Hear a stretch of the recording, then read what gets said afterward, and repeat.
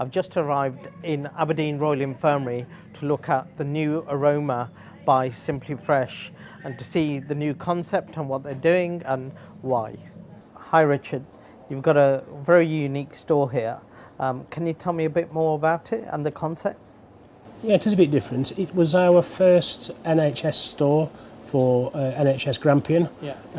It's opened about a year ago. A bit of a project store. It's a hybrid because it's a store and a coffee shop. The convenience store part has to conform to the Scottish Healthcare Retail Standard, which is actually a mandatory requirement from March 2017 for all NHS retail and trolley outlets. Can you explain a bit more about the plan? The Healthcare Retail Standard was an initiative originally derived by the Scottish Government, aided by the NHS Scotland and Scottish Grocers Federation.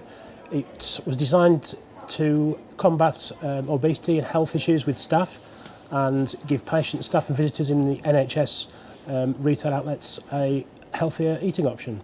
It does this quite simply by, in terms of categories, controlling levels of salt, fat, saturated fat, sugar, and things like breakfast cereals. You have to have a certain amount of fibre, and obviously with savoury snacks also bag sizes for compliant items. And over the store, drinks need to be 70% compliant and food needs to be 50%, not by category, by store. Have you got any real life examples? If you take a chocolate bar, even a small size chocolate bar, the value of the amount of sugar per 100 grams is way over the compliance value, so it's classed as a fail. If it's sugar-free confectionery, then obviously that item is compliant. Taking another category, let's say dairy for instance, they have different values per category. For instance, with cheese, the compliance figure is 27 grams of fat per 100. So if you've got, say, a light variety of cheese with less than 27 grams per 100, that's classed as compliant. If it's over that, it's non-compliant. Once you understand the guidelines and the rules, it's actually more straightforward. You stock a number of unusual products. Can you tell me a bit more and where they're from? Yeah, sure. This probably mainly evolves around the snacking range. And it started really with the regulations on nuts, fruit and seed. They changed the retail standard so that only a certain bag size complies to the standard. So we had one of our suppliers develop a range that was in compliant bag sizes, comprising 22 SKUs, basically raw nuts, fruit and salad. But actually looking at the sales figures, they are going quite well, and we're planning to utilise these in some other stores ongoing. I see that you don't run any in-store promotions. There's no promotions as yet. We are planning to put a meal deal in the store. The Healthcare Retail Standard's got quite strict rules on promotions, and it's very easy to misunderstand, get something wrong. We do have plans. We're going to start with a meal deal and work from there. You have such a unique store. What advice can you give to other retailers? Right, well obviously that store's quite specialised. It's a hospital store. But the learnings from that store do carry forward into a standard convenience store. Generally these days people are very concerned about what they're eating and drinking. There's a lot of press. People like to browse in the stores, they like to look at the backs of packets. And we've noticed in that particular store that the trend over a 12-month span has gone from sugared to sugar-free, fat to low fat. I would say to other retailers, don't be shy to put a healthier range in store. So for free-from items and healthier items, vegetarian, vegan, gluten, sugar-free, low sugar, low fat, there is a proven demand for these. Hi Dougie, you've got a great looking store here. Tell me more about it. Yeah, come on, I'll show you around. Well, we did a refit in November 15. Before that, the store was basically like a quarter of the size. Harris and Raz are the two directors. They went on store visits to different convenience stores throughout the country. They didn't want to be just another, sort of corner shop. They want unique selling points and unique points of difference. It doesn't look like a corner shop. I mean, you've got some great areas, niche areas. So I think the theme of the store is to have like in-store theatre in each section of the store. So for example, confectionery section, you can see these sweet tubes on the wall. Same with off-licence, so we've got a different roof and a different flooring. Tell me a bit more about your chill beers and your spirits. We got Heineken in to redo our merchandising for the beer and cider. We've actually have seen a growth in beer and cider sales, about 10-15% of sales value.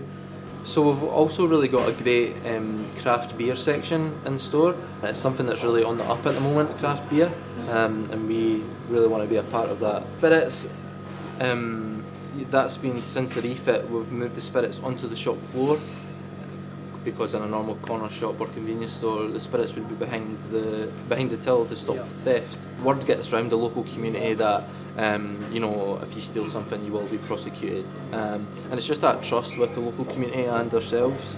You have a great food to go area where you do fresh cream cakes, gelato ice cream, which looks fantastic. Tell me more about how that came about. That sort of brings us on to a section about local products in the store. We think that's really vital to a convenience store, and it's something we've really tried to push in this store specifically. So our bakery supplier is Fisher and Donaldson. They're only 12 miles away in Cooper, and we're the only sort of convenience store in Scotland that has Fisher and Donaldson. That's our unique selling point. In the morning, we bake off our own bread. So that would be like French sticks, so long Parisiennes, and sort of white demi baguettes. They work really well in the store. This is a great coffee area that we're sitting in. So it's still a work in progress. But as I said, the look and feel of the area is sort of rustic and authentic, and that's the main look we've tried to go with in the store. Doug, you've also got a local post office. How have your customers taken to that? When we refitted in November 15, the post office in Markinch was going to close. The guy who had it before was retiring, so we saw that as an opportunity to take on the local branch, because without us they wouldn't have had a post office. If you had one nugget that you could share with the rest of the retailers, what would that be? What's worked well for us in this store is the bakery offering, so a local supplier, not just a franchise. So be a little bit different, be a little bit more adventurous, and people want the quality. Hi Raj. Hi Scott, we're finally here at McLeish's Inverurie, and what a great looking store. Excellent. Come on in, have a look. Okay, great.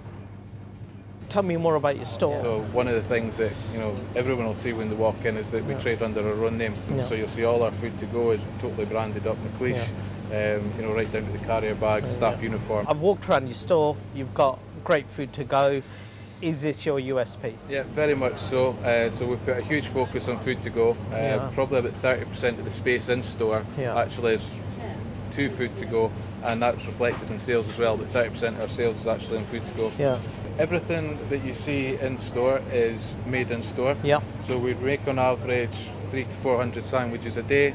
We then complement that with rolls, baguettes, wraps and salad boxes. We have a dedicated chiller specific to food to go, which is around 7 metres long.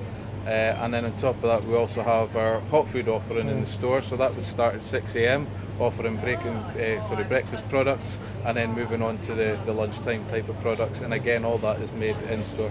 Tell me more about your locally sourced products and supplies that you use. We spend a lot of time with our suppliers, working with them, building relationships, also that we can offer something that little bit different than your standard C-store.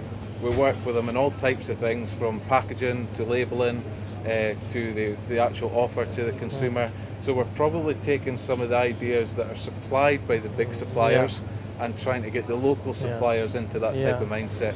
But we need to have that point of difference. The location we're in and the town that we trade in is very much independently owned. There's not very many big chains within the city centre. So we need to have a point of difference, and that's where we put our heavy focus on. I see you have a great bakery area. How does it fit in with your food to go? With News and Mags in decline, which used to be at the front of the store, we've seen an opportunity there to bring in a baker. And it ties in really, really well with our coffee offering. So about 10% of our customers are actually buying coffee from us, and we're now looking at meal deals, etc., where we can get that snacking mission, whether it be a coffee and a cereal bar coffee and a piece of bakery, to help expand our overall food to go offering. Just recently, you've won the Convenience Retail Awards. Yep. What a great accolade, and well done to you, and many congratulations. Thank you. Tell me more. Last year we decided to go into the Convenience Store Awards, and we're absolutely over the moon and gobsmacked to be announced Small Store of the Year, and then obviously overall Store of the Year. Could you give me one nugget that I could share with the rest of the retailers in the room that we could take away? So I think for me it needs to be embrace food to go, look at your coffee offering, look at can you make it yourself in store, and look at what other products you can attach to your food to go to help grow it.